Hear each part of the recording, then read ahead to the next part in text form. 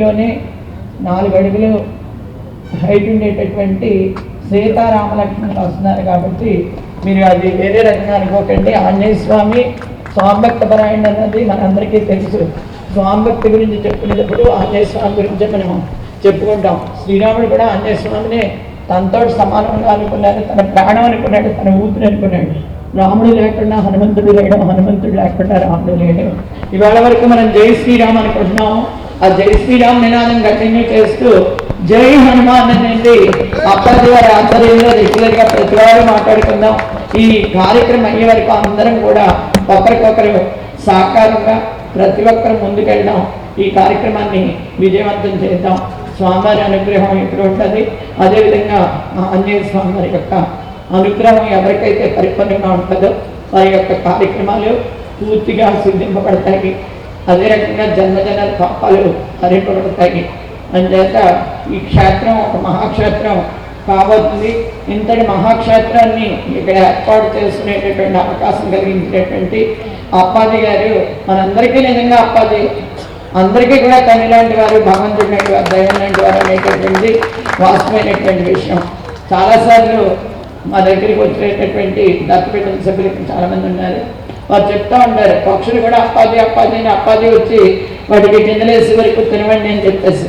నిజంగా అంటే పశుపక్షుల్ని సమస్త జీవరాశుల్ని ఆయన ప్రేమించేటటువంటి విధానానికి మనందరం కూడా ఆయన మార్గదర్శనంగా తీసుకుని ఆదర్శంగా తీసుకుని ముందుకు నడవలసినటువంటి అవసరం ఉంది. జై హనుమాన్.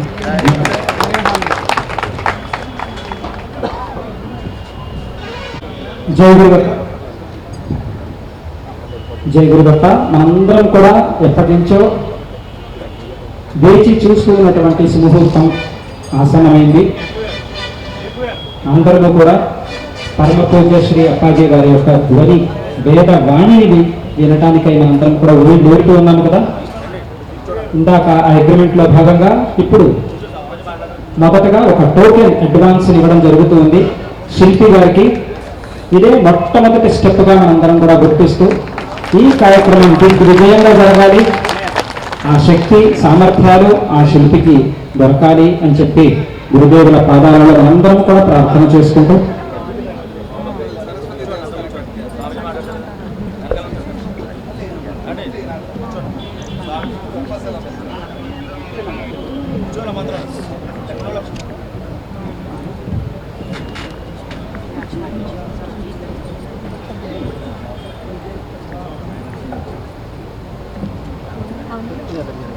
జయ గురుదత్త, శ్రీ గురుదత్త.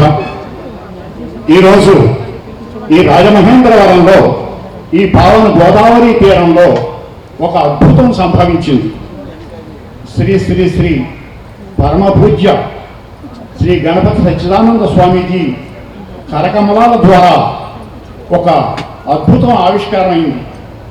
నిజానికి ఈ సంకల్పంలో భాగస్వాములు అయినందుకు ఒక జక్కంపూడి రామ్మోహన్ రావు, ఒక జక్కంపూడి విజయలక్ష్మి, ఒక జక్కంపూడి రాజా, ఇది ఒక ఆధ్యాత్మిక పరంపర. నిజానికి వాళ్ళు చాలా కాలంగా ఈ ఆధ్యాత్మిక రంగంలో ఉంటూ మన రాజమహేంద్రవరంలో ఎన్నో అద్భుతమైన కార్యక్రమాలు చేపట్టారు. వారికి దక్కిన మహాభాగ్యం ఏమంటే ఈ క్షేత్రంలో హనుమాన్ విగ్రహ మహావీర హనుమంతుడి విగ్రహానికి అప్పాజీ మనకి అనుమతి ఇవ్వడం. అయితే నిన్నను దివ్య ప్రవచనాన్ని అనుగ్రహించారు మనకి అప్పాజీ. అందులో ఒక 2 విషయాలు మాత్రం నేను ప్రత్యేకంగా ప్రస్తావిస్తాను నేను. ఎందుకంటే నిన్న కొంతమంది రాలేకపోయారు కనుక వారి విషయం ముఖ్యంగా ప్రస్తావన చేయాలి. 2 విషయాల్ని. నిజానికి ఆ అప్పాజీ మనస్సులో ఏనాడో ఒక దివ్య సంకల్పం ఉంది. ఇది ఎప్పుడంటే పిచ్చుకల్ లంకలో హనుమాన్ చాలీసా 1000 మందితోటి పారాయణ. కలియుగంలో రాముడు త్రేతాయుగంలో రాముడు ఆవిర్భవించినప్పుడు మనం ఉన్నామో లేదో మనకి తెలియదు. అలాగే ద్వాపర యుగంలో కృష్ణుడు ఆవిర్భవించినప్పుడు మనం ఉన్నామో లేదో తెలియదు. కానీ కలియుగంలో మనం అప్పాజీ వారితో సమకాలీకులై ఉండడం మనకి మహాభాగ్యంగా నేను మనవి చేస్తూ ఉన్నాను. ఆవేళ రాముడి ఆవిర్భావానికి రకరకాల ఋషులు విశ్వామిత్ర వశిష్ఠాది మహర్షులందరూ కూడా తపస్సులు చేశారు. ఆ తపస్సులు చేసిన ఫలితంగా రాముడు అవతారం దాల్చాడు ఈ భూమి మీద. అయితే ఈవేళ అలాంటివి జరగలేదా అంటే జరిగాయి. అప్పాజీ వారి నేతృత్వంలో శతకోటి రామాయణ పారాయణాలు జరిగాయి. అనేక అనేక పూజలు కార్యక్రమాలు తపస్సులు. ఇందాక ఈ కార్యక్రమం జరుగుతున్న సేపు అప్పాజీ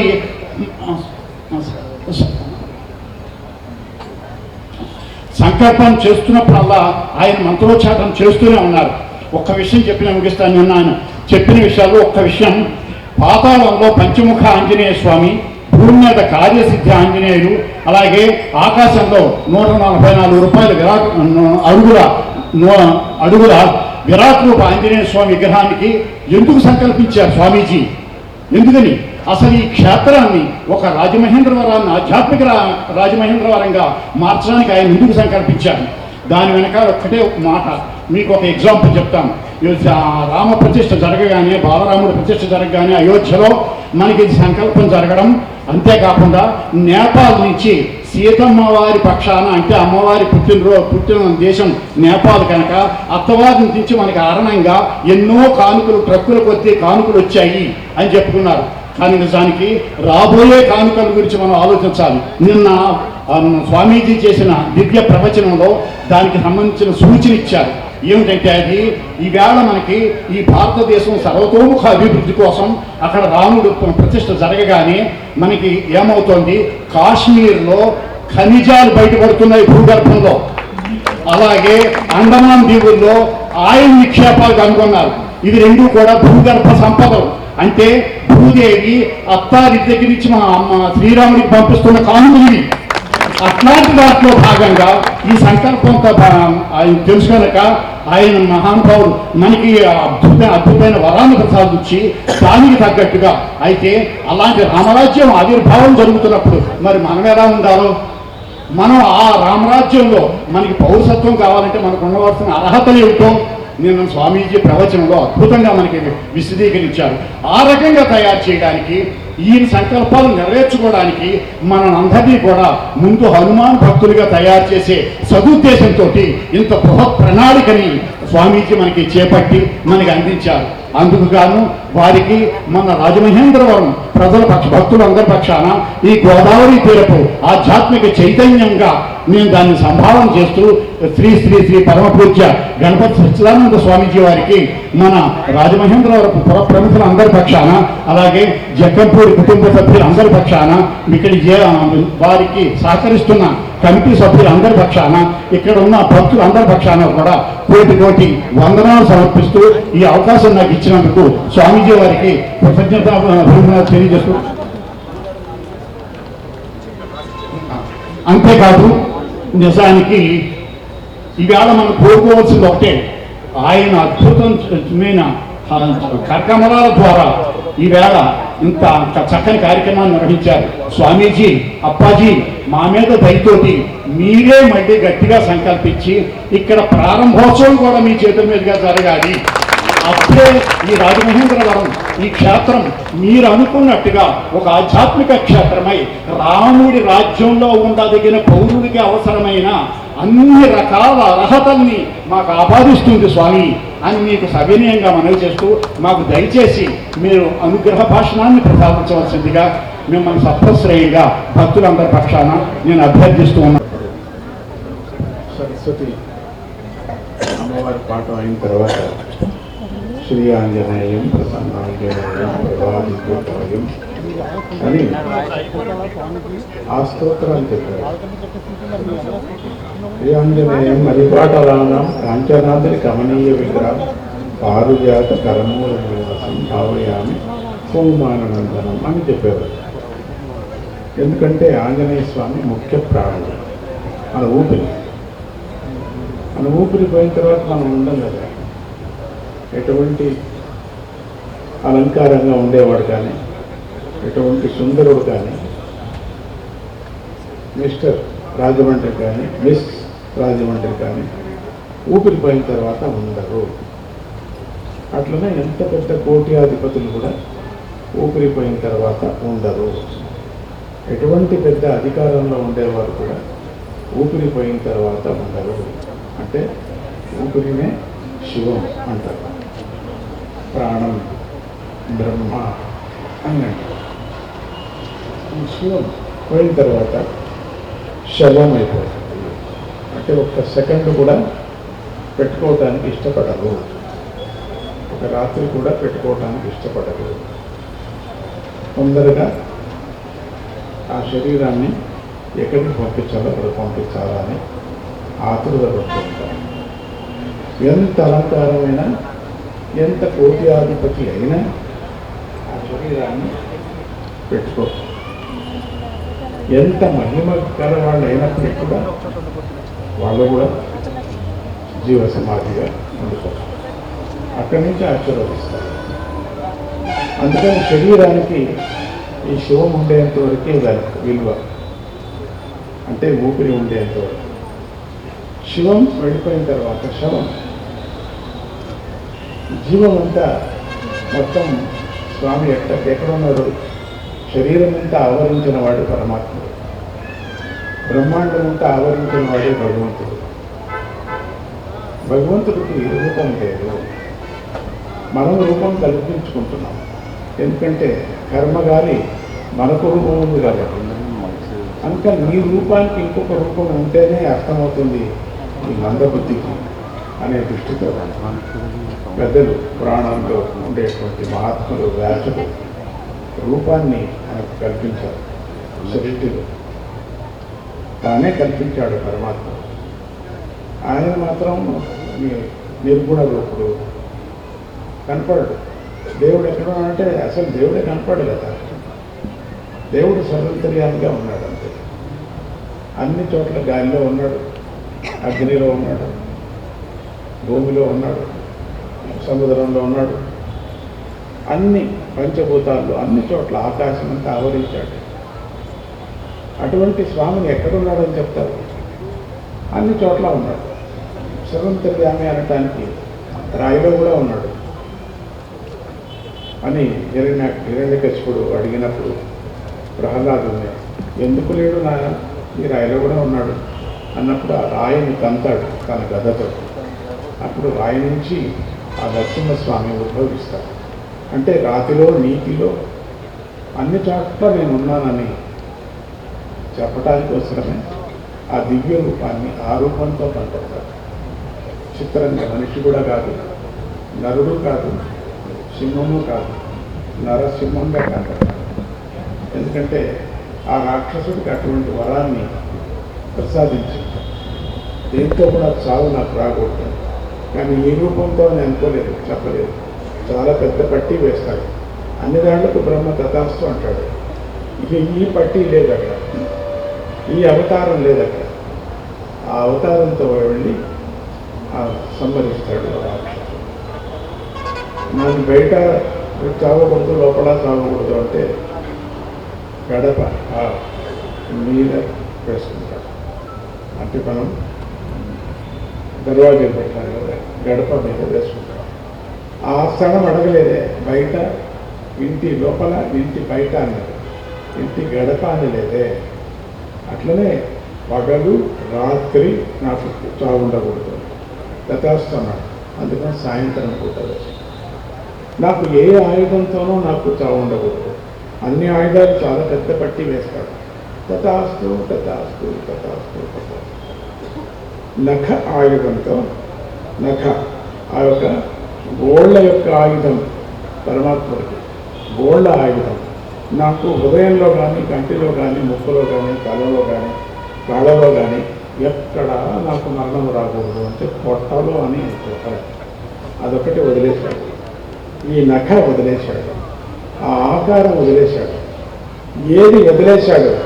సృష్టి బ్రహ్మకంతా తెలుసు కదా. నేను చాలా బుద్ధివంతులని మనుషులు అనుకుంటారు. ఆ మనల్ని పుట్టించిన పరమాత్ముడికి ఎంత బుద్ధి ఉంటుందో చూడు. మనకన్నా ముందు పుట్టినవాడు, వాడికి మనం అనుకుంటాం చాలా బుద్ధివంతులు. చూడండి ఎంతగా నేను మాట్లాడుతున్నాను, తెలివిగా, లాజిక్గా, సైంటిస్ట్గా మాట్లాడుతున్నాను దేవుడు లేడని. అంటే మనల్ని పుట్టించిన పరమాత్ముడికి ఇంకా బుద్ధివంతుడు. ముందుగానే వాడు ముందుకు పుట్టాడు, ముందు బుద్ధివంతుడు. అన్ని దాంట్లకు ఆన్సర్ పెట్టేశాడు. చూసాడా? ఇప్పుడు చూసుకోండి, అన్ని దాంట్లకు ఆయుధం లేదు, ఇంటి లోపల లేదు, ఇంటి బయట లేదు. నరసింహస్వామికి ఎంత అద్భుతమైనటువంటి. ఎందుకు నరసింహస్వామిని అంటున్నానంటే మన హనుమంతుడికి వందే వానర నారసింహ గగరాట్ క్రోడాశ్వ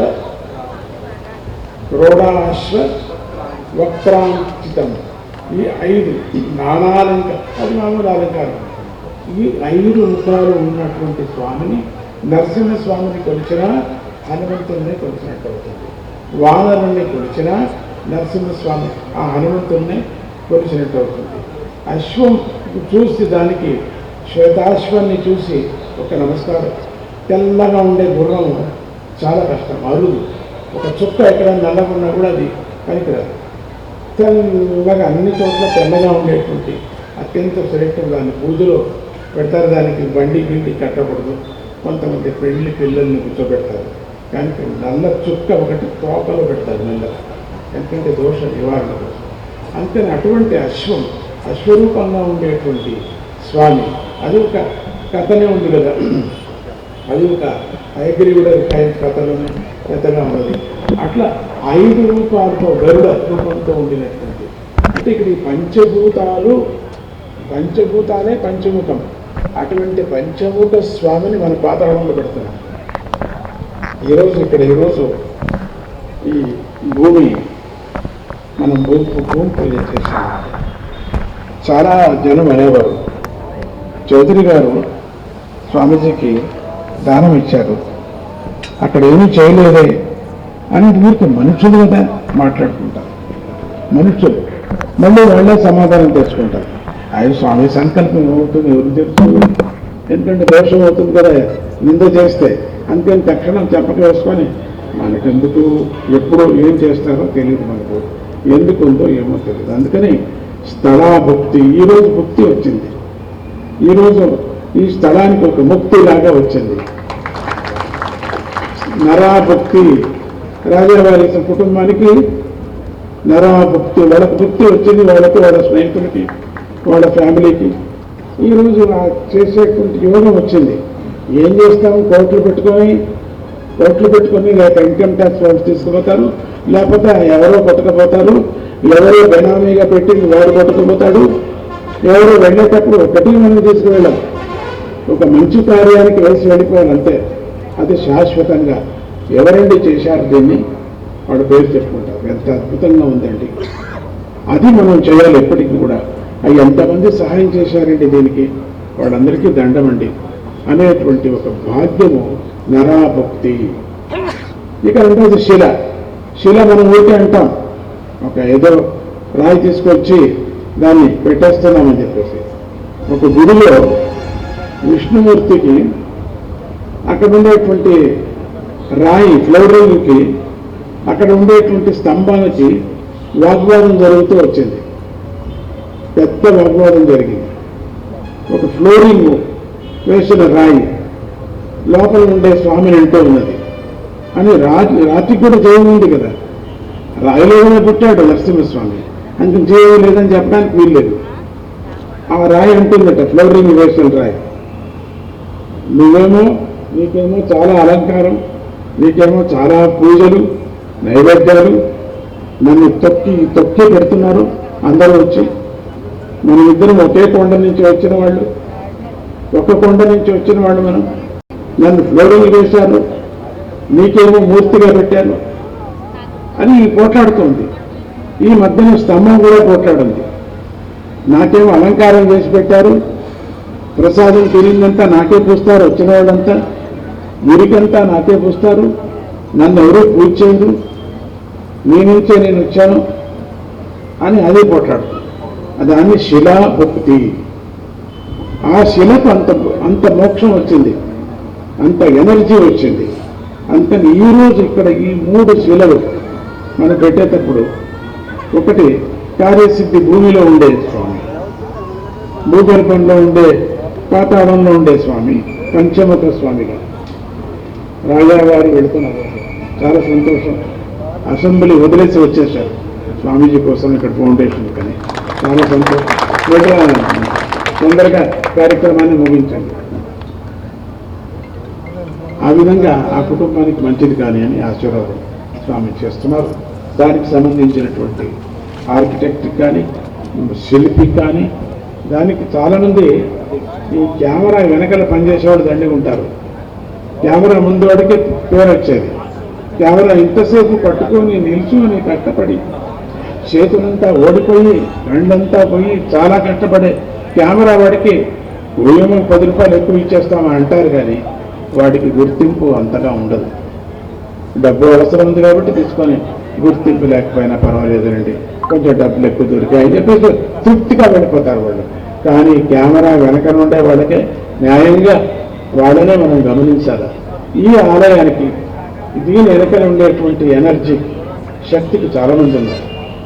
వాళ్ళందరి పేర్లు పుణ్యం పోతుంది కూడా, చెప్తే చెప్పకూడదు కూడా.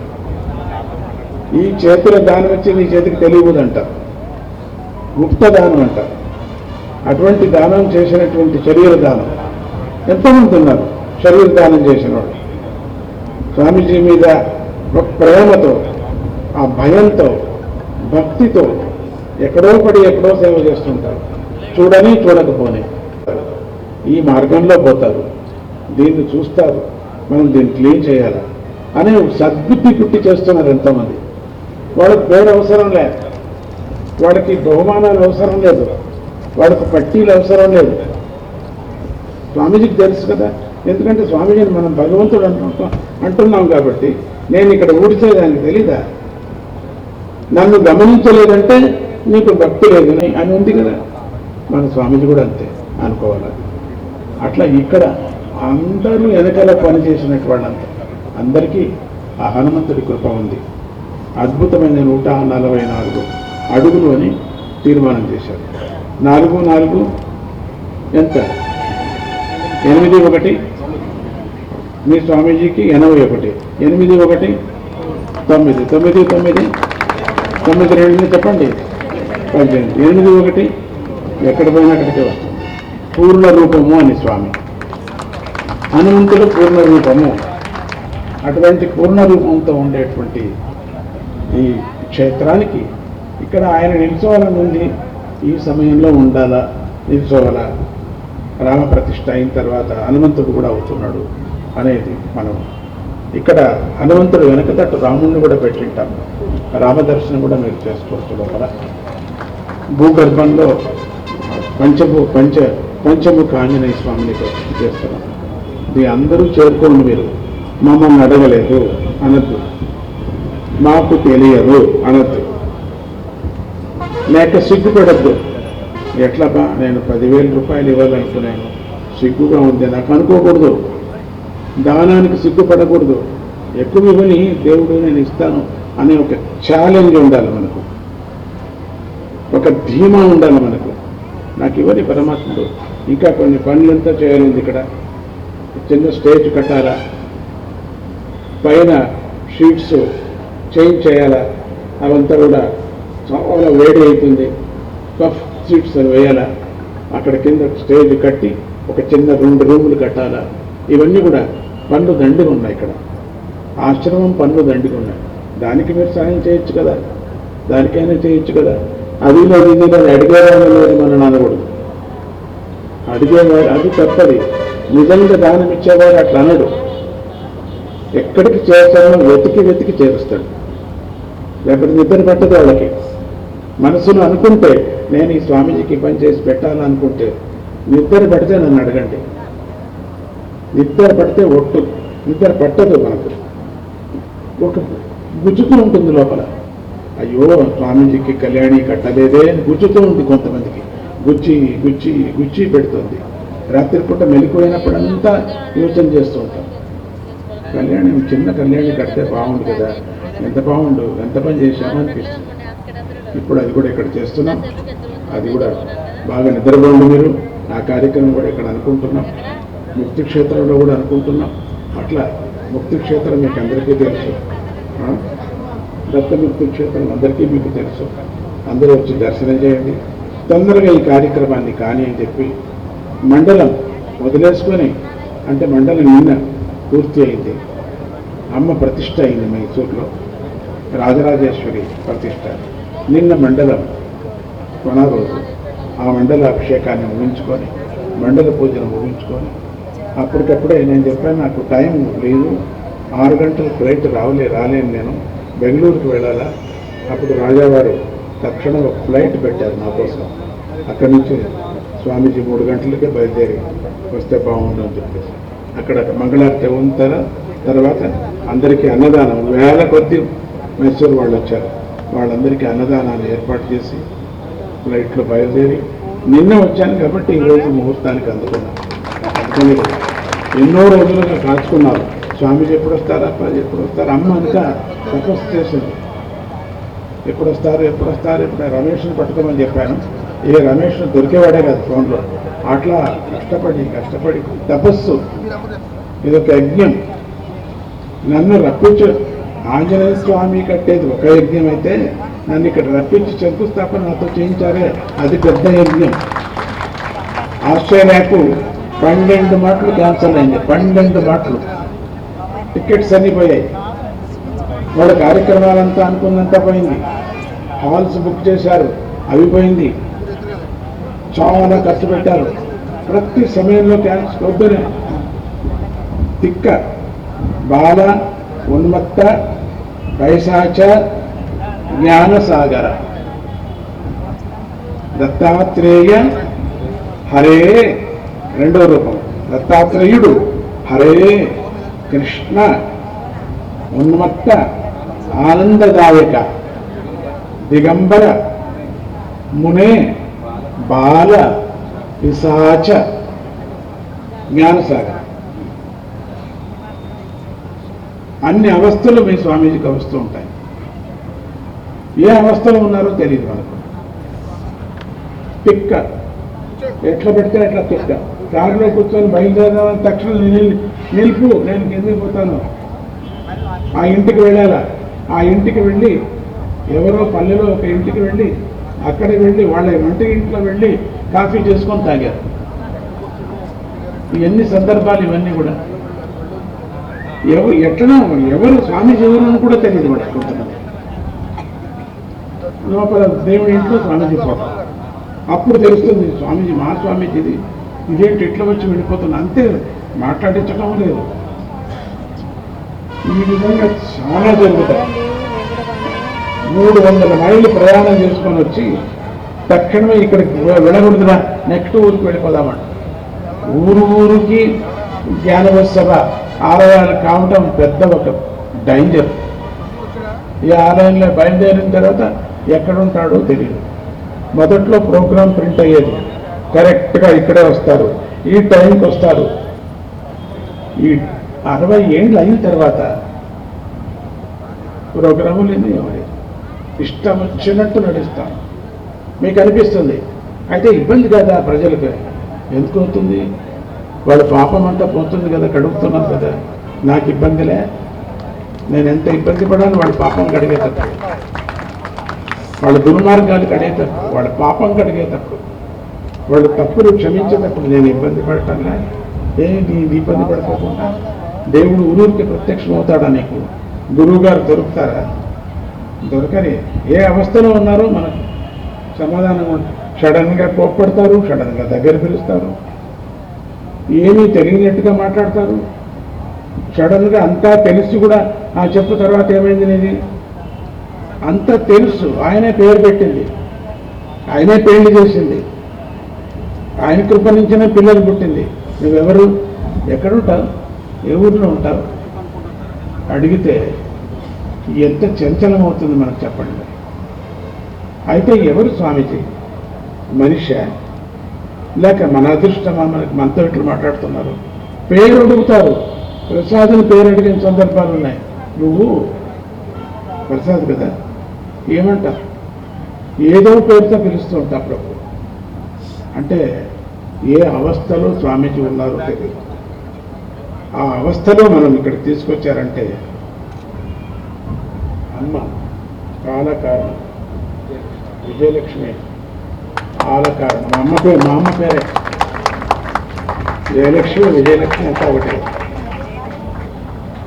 బ్రహ్మాండంగా జరుగుతున్నది జయలక్ష్మీపురంలో. గవర్నమెంట్ పేరు కూడా మార్చింది, బొమ్మైపర్తి అని ఉన్నది, పేరు మార్చింది. పేరు మార్చి జయలక్ష్మీపురం అని పెట్టింది. అక్కడ జరుగుతున్నాయి కార్యక్రమాలు, జరుగుతూనే ఉన్నాయి. అన్నదానము, పౌర్ణిమ, ఇవన్నీ జరుగుతుంది. చాలా అద్భుతంగా జరుగుతుంది. అందుకని జయలక్ష్మి విజయలక్ష్మి అంటూనే అమ్మ అనుకొని వచ్చేసాను ఇక్కడికి, లేకపోతే రాను. బాలస్వామిజీ చాలు వీళ్ళని ఆయనే పంపిస్తూ ఉంటారు. ఏంటో ఆయన వెనకాల పరిగెత్తుకొని వస్తూ ఉంటాం పరిగెత్తు. ఇట్లా జరుగుతుంది. అందుకని మీరందరూ కూడా ఈ ఆశ్రమాన్ని గురించి మంచిగా మాట్లాడుకోండి. ఎందుకో ఏంటో వాస్తవం బాగలేదు, బిల్డింగ్ను చూసి వాస్తవం బాగలేదంటారు. వాస్తవ దేవుడే నేను, వాస్తవం ఎందుకు నాకు అర్థం కాలే. వాస్తవుడే నేను, వాస్తవం ఎందుకు? ఏమో పట్టిందంటే నేనే పట్టుకున్నది, ఇంకెవడని వచ్చి పట్టేదేమో దీంట్లో. శని అంటే శనిని నేను పట్టుకున్నాను, నాకు శని పెట్టుకోవటం నాకు అర్థం కాలే. శనినే కౌగలించుకున్నాను నేను, అయ్యని కిర్రో మర్రో అనేటట్టుగా కౌగలించుకున్నాను. అదే హనుమంతుడు. హనుమంతుడిని మీరు కొలిస్తే మీలో ఉండేటువంటి శని భావన పోతుంది, దరిద్ర భావన పోతుంది, చంచల భావన పోతుంది, కామము పోతుంది. అది ఎక్కువ ఉంది చాలామందికి. ఆ కామము 80-90 ఏళ్ళైనా కామం ఉంది చాలామందికి. అది పోవాలా? దాన్ని అగ్నిలో పడేయండి కామాన్ని. మనస్సు నెమ్మదిగా ఉంటుంది, చంచలం పట్టుకోవద్దండి. ఫస్ట్ అగ్నిలో పడేయండి కామాన్ని. ఆ పూర్ణావతి జరిగేటప్పుడంతా కామం పోని అని అనుకోండి, నెమ్మదైపోతుంది మనస్సు. నువ్వు నిర్లిప్తమైనటువంటి మంచి జీవితాన్ని గడుపుతావు. సో అటువంటి హనుమంతుడు ఇక్కడ మనం స్థాపన చేస్తున్నాం. ఆ దానుల జతలో మనం కూడా చేరి, చినుకు కదా చెరువు అయ్యేది, గింజ కదా కుప్ప అయ్యేది. నా గింజ ఒకటి అనుకుంటే నేనేం చేస్తాను, నాకు ఒక గింజ అనుకుంటే అటువంటి గింజలు కొన్ని వేల చేరుతాయి కదా, 1 కేజీ బియ్యం అయ్యేది. అటువంటి చిరుకులు కొన్ని కోట్ల చిరుకులు చేరుతాయి కదా, ఒక వంక అయ్యేది. నాకెందుకు, నాకేమిలే అనుకోకూడదు. మనమంతా కూడా భగవంతుడి ఊపిరిలో మనమంతా ఉన్నాం. ఊపిరి అనేది చాలా ముఖ్యం, అదే ముఖ్య ప్రాణుడు. ఆ ముఖ్య ప్రాణుని విష్ణువు అంటాం, హనుమంతుడు కూడా అంటున్నాము. అటువంటి హనుమంతుడు పంచముఖ ఆంజనేయ స్వామి కూడా ఇక్కడ విశేషంగా మేము పెడుతున్నాం. అది దర్శనం చేసిన తర్వాత మీకు తెలుస్తుంది, ఇప్పుడు అయ్యలేదు, ఇప్పుడు తెలియదు మీకు.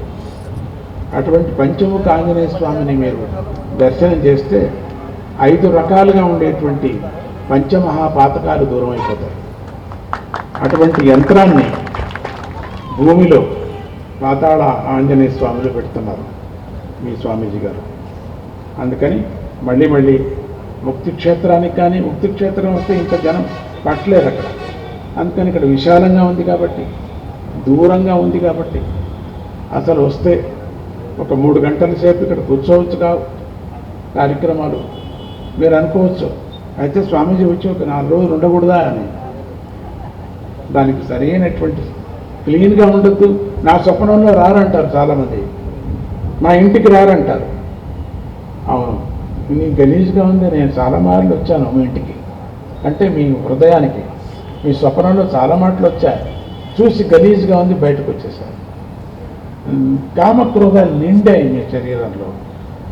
ఎప్పుడు కుళ్ళు కుళ్ళు కుళ్ళు కుళ్ళు, ఏడుపు, అప్పులు అప్పులు అప్పులు అప్పులు అప్పులు, రోగము అప్పులు, రోగము అప్పులు, రోగము.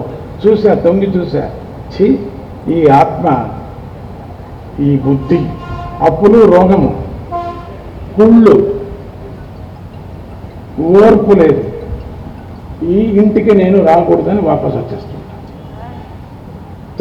చాలామంది స్వప్నలో ఆ ఇల్లు క్లీన్గా ఉంటుంది, బాగా ఉంటుంది, తుడుచుకొని కూర్చోవాలిగా అనిపిస్తుంది కదా. మనం ఏదైనా కుర్చీ చూసినప్పుడు అట్లా అక్కడిని కూర్చోము కదా, చూసుకొని పరిటాన్ని ఉప్పు అని. అట్లనే దేవుడికి మనకే ఎట్లయితే దేవుడు ఎట్లా ఉంటాడండి. లోపల చూస్తే క్లీన్గా ఉంటే తొంగి చూస్తాను, వచ్చి క్లీన్గా ఉంటే వస్తాను. దెబ్బలాడుకోవటం, బాగా పోట్లాడటం, ఇంట్లో వైబ్రేషన్ అంతా చెడ్డగా ఉంటుంది. స్వప్నంలో రాదు. భగవంతుడు రాడు స్వప్నంలో. స్వప్నంలో రావాలంటే మన ఇల్లు క్లీన్గా పెట్టుకోవాలి, మనస్సు ఏ కల్మషము లేకోకుండా ప్రార్థన చేయాలి. జరిగేవన్నీ జరుగుతాయి. అప్పులు సొప్పులు లేకుంటాయి, ప్రపంచంలో ఉంటాయి. దాని గురించి యోచన చేయకూడదు. ఏం చేస్తారా, పీక పిసుకుతారా అనే విధంగా ఉండాలి. మనం ధైర్యంగా అయింది అనిపిస్తుంది మనకు. మేము వాళ్ళ నమ్మకంగా ఇచ్చారు, మనకు ఇవ్వచ్చు. మనకు అదృష్టం అట్లా ఉంది. అదృష్టం చాలా కష్టంగా ఉంది మనకు. దేవుణ్ణి భజించేది వదలకూడదు కదా, మననే తిట్టుకుంటుంటే ఎప్పుడు. సో మొత్తానికి మనం అంతా ఇక్కడికి చేరుకున్నాం, సంతోషం. మళ్ళీ ఎక్కడికి వస్తున్నాం. ఈ ఆంజనేయ స్వామి 144 అంటే అదొక తమాషి కాదు, ఒక పెద్ద టాస్క్ అది. రాజా వారు ఫ్యామిలీ వారు, విజయలక్ష్మి ఫ్యామిలీ తీసుకున్నటువంటి టాస్క్ పెద్దది, సంకల్పం పెద్దది. దాంట్లో మనం అంతా చేరుకుందాం అని అంటూ మీ అందరికీ ఆ పంచముఖ ఆంజనేయ స్వామి, ఆ మహావీర మహాబల వీర హనుమానికి, మహావీర హనుమానికి, అటువంటి మహావీర ట్రస్ట్ కూడా కార్యక్రమాన్ని చేపట్టింది. ఎవరైనా కార్యక్రమంలో మహావీర ట్రస్ట్కి మీరు సహాయం చేసుకోవచ్చు. వాళ్ళని అడగండి ఎట్లా చేయాలని చెప్తారు. వాళ్ళు సిమెంట్ ఇచ్చేవాళ్ళు ఇవ్వచ్చు, ఈ ఇనపకి ఇచ్చేవాళ్ళు ఇవ్వచ్చు, ఇటుకలు ఇచ్చేవాళ్ళు ఇవ్వచ్చు, మీ ఇష్టం. ఏమి ఇవ్వరనుకోండి, నోరు మూసుకుంటాము, నోరు మూసుకున్నాం, అది కూడా మంచి సహాయమే. నోరు మూసుకొని ఉండేది మంచి సహాయమే. ఇష్టం వచ్చినట్టు మాట్లాడకూడదు. మనం దానికి చేస్తున్నారు, దీనికి అట్లా మాట్లాడకూడదు. ఊరికే ఉండటం కూడా మంచి సేవ. నిశ్శబ్దంగా రాండి, ప్రసాదం ఉంటుంది, ప్రసాదం తిని పెడతారు. బాగా సరేనా? చేత కాలేదా? Best best. జై గురుదత్త, శ్రీ గురుదత్త.